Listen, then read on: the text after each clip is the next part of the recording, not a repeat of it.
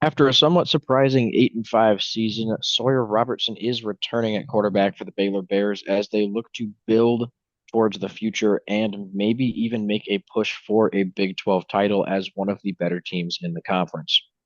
They start off the season with two really tough games. So the first one is at home. They're playing the Auburn Tigers, another team that has a ton of hype around them this offseason. Jackson Arnold brought in out of Oklahoma to be the starting quarterback. And I think Auburn has a really solid team. This, I believe, will be a very close game, but Connor and I are very high on this Baylor team. And with the home field advantage early on in the season, we're going to lean with the guy who's been in the offensive system just a little bit longer in Sawyer Robertson. We're taking Baylor to beat Auburn in week one. Yeah, I do find it very surprising that Auburn is actually opened up as the favorites in this game. They are 2.5 point favorites now, so it is supposed to be a pretty close game. But I think Baylor is a lot more proven than Auburn is. Sawyer Robertson is the returning quarterback, like you said. Had great numbers last season, 3,000 yards through the air, along with 230 yards on the ground. Not great, but still has the ability to move on the ground.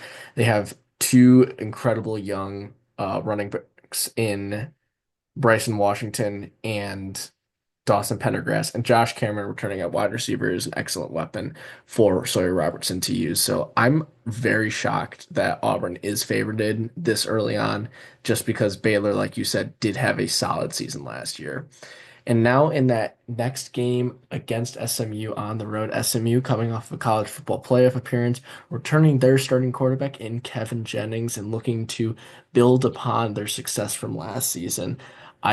Think they will still be one of the top teams in the ACC, along with Clemson and having to stave off the advance of Miami or some of the other dark horse teams in the ACC.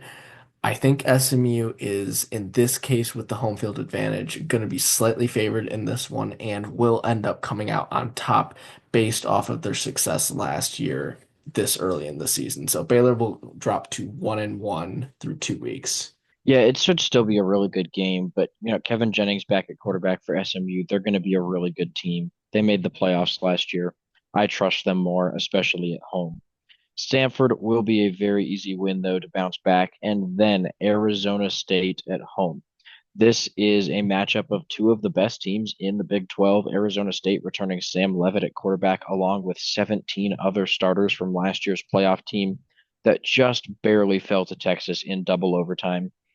The Sun Devils are going to be incredibly good in 2025, and this should be a really close game between two really good teams. It's really tough to say who's going to win this one. I'm sure that Arizona State will be favored. However, we are taking Baylor to pull off this upset at home and move to 3-1. And I think this stems from the fact that defensively, I think Baylor's going to take some strides forward. Their pass rush was not a significant factor in their team's success last year. It was mostly through their secondary and through their linebacker of Matt Jones, but he is off to the NFL. But this secondary is relatively young and still very, very good. So I think they will be able to control Sam Levitt and Jordan Tyson's connection and just let Sawyer Robertson go to work against the Arizona State defense. But like you said, very interesting game, very good game this early on in the season, and this will shape both teams' remainder of the season, regardless of the outcomes. Following week, they'll go on the road to face Oklahoma State. Oklahoma State was one of the most disappointing teams last year. Despite returning Ollie Gordon after an incredible season 2 years ago, they were abysmal, and I do not think they're going to be able to get much better, not bringing in a whole lot of talent that really elevates their squad. So Baylor will get a solid road win here in the Big 12 before going to Kansas State. Yet another team in the Big 12 that has a lot of potential to come out as the conference champ. I believe Arizona State and Kansas State are the co-favorites right now to come out of the Big 12.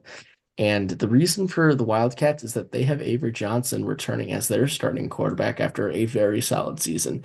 They do have a good amount of his weapons leaving, whether it was to the NFL draft or to the transfer portal, but the wide receiver room is looking pretty solid. And I think just with the amount of strides Kansas State has been taking the last few years, how good they've looked, I think they're finally going to have a breakthrough season, but it's not going to be against Baylor. The Bears are going to maintain their home field advantage and get a huge win over the top two teams in the Big 12 going into next season. Yeah, again, a really close game here. Avery Johnson, solid quarterback. I think Kansas State is going to make this just as close as Arizona State will. And I mean, these are two very talented teams. Tough stretch of games here for Baylor, having to play both Arizona State and Kansas State within 3 weeks. But they do get a bye week after that, a little bit of a break before going on the road to TCU. And TCU is also going to be a really good team next year. They have Josh Hoover returning at quarterback. He is actually one of our dark horse candidates to maybe contend for the Heisman Trophy.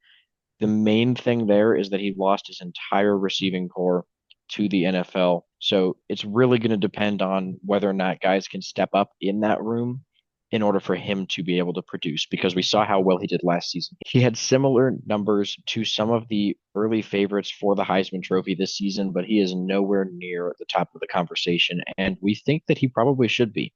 I think TCU, with the home field advantage, is going to make this a really close game. And after pulling off upsets against Arizona State and Kansas State, I think that Baylor will fall here on the road to 5-2. Yeah, this is definitely a reality check kind of game. I could definitely see Baylor still pulling off the win here because TCU's first 5 games of the season are very, very difficult, and if they stumble in those games, that easily could turn into a disastrous season for the Horned Frogs. But I think they'll be able to power through. And with this Baylor game, with that home field advantage, I think it will be a very intriguing game. And once again, with Baylor's early success, I think they have to sort of get heat checked in the moment, and TCU is going to be able to do that. They have yet another road game after TCU, this time going to Cincinnati to face the Bearcats. Brendan Sorsby is returning as their starting quarterback after a solid season. Has a lot of senior experience on this team. It's really just a matter of can the surrounding cast support him, and I don't think they're going to be able to compete with the likes of Baylor. Sawyer Robertson, I think, is just as experienced as Brendan Sorsby, but his connection with Josh Cameron is going to take steps forward, especially with the remainder of the receiving room from last year moving on to the NFL or into the transfer portal. So Josh Cameron's going to take on a much bigger role going into next season, and I think he's more than capable of achieving that expectation. Not to mention the dominant run game Baylor should be able to have. It's just a matter of that defense, but I don't think Cincinnati's offense is going to be much of a threat to this Baylor team, so they will move to 6-2 here. Next, back at home to face UCF. And UCF, another team we're just not that high on in the Big 12.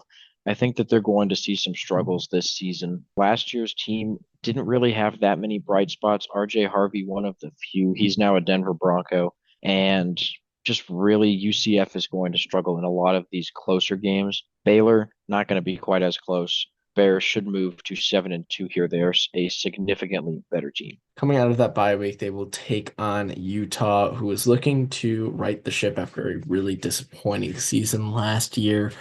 And to do so, they brought in Devin Dampier to play quarterback from New Mexico and Wayshawn Parker to play running back from Washington State. Both, I think, will do very well in this Utah system. But with the home field advantage, I think Baylor is just going to be the better team. You have Sawyer Robertson in the same system that he was in last year, that he did so well in, along with young running backs and a pretty successful receiving core. Baylor should be the superior team in every single way compared to Utah. Yeah, I think that Utah will give them a close game. They did play a lot of close games last season, which the record really didn't show as they came out on the wrong end of a lot of those games. And just to be fair to Utah, they weren't expecting to lose Cam Rising again. The week after is Arizona, this time on the road. And the Wildcats are bringing back Noah Fafita, but losing his top weapon in Tataroa McMillan. Somebody is going to have to step up at the wide receiver position, or else we could see even more regression from Fafita. I don't think he quite lived up to the expectations that people had for him last year, just like Arizona didn't live up to their expectations, as some people thought that the Wildcats had the ability to make the college football playoffs. They didn't even come close. This season, they should be just a little bit better. I think Baylor is probably a better team than them, but the Big 12 is full of upsets, and late in the season on the road, I think that we're going to see one here. The Wildcats take down Baylor. And this is definitely due to the fact that the Big 12 is one of the most chaotic conferences in all of college football. Doesn't matter how good or bad a team is, anyone can win on any given Saturday. And with the home field advantage, Arizona definitely could do that to Baylor.